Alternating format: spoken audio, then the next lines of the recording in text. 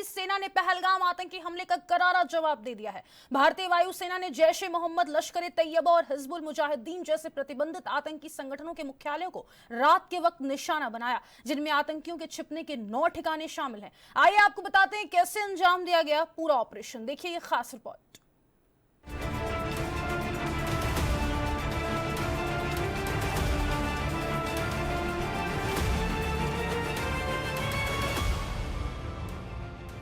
भारत ने पाकिस्तान और पाकिस्तान के कब्जे वाले कश्मीर में एयर स्ट्राइक की है। एक साथ 9 ठिकानों पर हमला किया गया है। सरकार ने बुधवार को एक बयान में कहा कि भारतीय सशस्त्र बलों ने ऑपरेशन सिंदूर शुरू किया, जिसके तहत पाकिस्तान और पाकिस्तान के कब्जे वाले कश्मीर में 9 ठिकानों पर हमला किया गया। इस आतंकी हमले में 90 से ज्यादा आतंकी ढेर किए और सैकड़ों घायल हुए हैं। बयान में कहा गया है कि किसी भी पाकिस्तानी सैन्य प्रतिष्ठान को निशाना नहीं बनाया गया। भारतीय सेना की तरफ से प्रेस कॉन्फ्रेंस करके पूरी जानकारी दी गई। पीएम मोदी को सीसीएस की बैठक में पाकिस्तान में चलाए गए ऑपरेशन सिंदूर की जानकारी दी गई, जिसके बाद पीएम ने तीनों सेनाओं की तारीफ करते हुए इसे गर्व का पल बताया। इस ऑपरेशन के बाद एहतियातन पीएम मोदी ने 3 देशों क्रोएशिया, नीदरलैंड और नॉर्वे का अपना प्रस्तावित दौरा रद्द किया। दूसरा, महमूना जाया कैंप सियालकोट। यह 18 से 12 किलोमीटर आईबी से दूर था। हिजबुल मुजाहिदीन का बहुत बड़ा कैंप था। यह कठुआ जम्मू क्षेत्र में आतंक फैलाने का नियंत्रण केंद्र था। पठानकोट एयरफोर्स बेस पर किया गया हमला भी इसी कैंप से प्लान और डायरेक्ट किया गया था। इससे पहले भारतीय सेना की प्रेस कॉन्फ्रेंस में विदेश सचिव विक्रम मिश्री के साथ कर्नल सोफिया कुरैशी और विंग कमांडर व्योमिका शामिल रहे। उन्होंने बताया कि ऑपरेशन के तहत आतंकियों के 9 ठिकानों को ध्वस्त कर दिया गया है। ये खास ध्यान दिया गया कि निर्दोष नागरिकों को नुकसान नहीं पहुंचे, इसलिए एजेंसियों के इनपुट पर खास ध्यान दिया गया। सवाई नाला कैंप पहला टारगेट है। ये लश्कर तैयबा का गढ़ था। उन्होंने बताया कि पाकिस्तान के सैन्य ठिकानों को निशाना नहीं बनाया गया रहा है। पाकिस्तान आधारित आतंकवादी मॉड्यूल्स पर हमारी खुफिया निगरानी ने संकेत दिया है कि भारत के विरुद्ध आगे भी हमले हो सकते हैं। अतः इनको रोकना और इनसे निपटना दोनों को बेहद आवश्यक समझा गया। आज सुबह, जैसा कि आपको ज्ञात होगा, भारत ने इस तरह के सीमा पार हमलों का जवाब देने और उन्हें रोकने तथा उनका प्रतिरोध करने के अपने अधिकार का प्रयोग किया है। ये कार्यवाही नपीतुली, नॉन एस्केलेटरी, आनुपातिक और जिम्मेदारीपूर्ण है। ये आतंकवाद की इंफ्रास्ट्रक्चर को समाप्त करने और भारत में भेजे जाने वाले ऑपरेशन सिंदूर 22 अप्रैल को पहलगाम में हुए आतंकी हमले के शिकार लोगों को न्याय दिलाने के लिए लॉन्च किया गया। इस कार्रवाई में 9 आतंकी ठिकानों को टारगेट किया गया था और उन्हें बर्बाद किया गया। ऑपरेशन सिंदूर के तहत पाकिस्तान के 9 जगहों को टारगेट किया गया। मरकज सुभान अल्लाह बहावलपुर, मरकज तैयबा मुरीदके, सरजाल तेहरा कला, महमूना जोया सुविधा सियालकोट,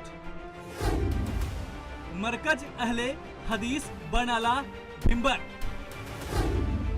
मरकज अब्बास कोटली, मस्कर राहिल शाहिद कोटली जिले में स्थित है। मुजफ्फराबाद में सावी नाला कैंप, मरकज सैदना बिलाल। पहला टारगेट सवाई नाला कैंप मुजफ्फराबाद में सबसे पहला हमला किया। मुजफ्फराबाद के सवाई नाला कैंप में जो एलओसी से 30 किलोमीटर दूर है, ये लश्कर तैयबा का ट्रेनिंग सेंटर है। गुनाह 20 अक्टूबर 2024 सोनमर्ग, 24 अक्टूबर 2024 गुलमर्ग, 22 अप्रैल 2025 पहलगाम। इन हमलों के आतंकियों ने यहीं से ट्रेनिंग ली थी। दूसरा टारगेट सैदना बिलाल कैंप मुजफ्फराबाद, जैसे मोहम्मद का स्ट्रेटेजिक एरिया है। यह हथियार, जंगल, ट्रेनिंग और हथियार मुहैया कराते थे। तीसरा target Gulpur camp Kotli LOC से 30 किलोमीटर दूर है। लश्कर का बेस था, राजौरी और पुंछ में सक्रिय था। गुनाह 20 अप्रैल 2023 पुंछ और 9 जून 2024 तीर्थ यात्रियों को बस हमले में यहीं से आतंकियों को ट्रेंड किया गया था। चौथा target Abbas camp Kotli LOC से 13 किलोमीटर दूर।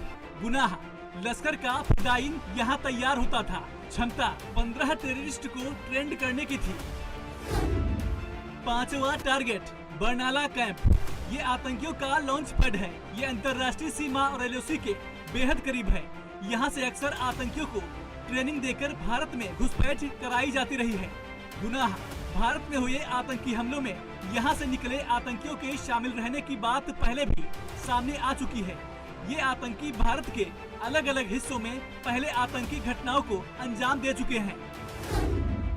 छठा टारगेट सर्जल कैंप, बॉर्डर से 6 किलोमीटर अंदर पाकिस्तान के सियालकोट में पड़ने वाला सर्जल कैंप। गुनाह मार्च 2025 में जम्मू और कश्मीर पुलिस के 4 जवानों की जो हत्या की गई थी, उन आतंकवादियों को यहीं ट्रेंड किया गया था। सातवां टारगेट महमूना जोया कैंप, सियालकोट सीमा से 18 से 12 किलोमीटर दूर है।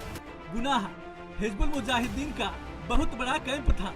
कठुआ जम्मू क्षेत्र में आतंक फैलाने का कंट्रोल रूम था। पठानकोट एयरबेस पर हमला यहीं से प्लान किया गया था।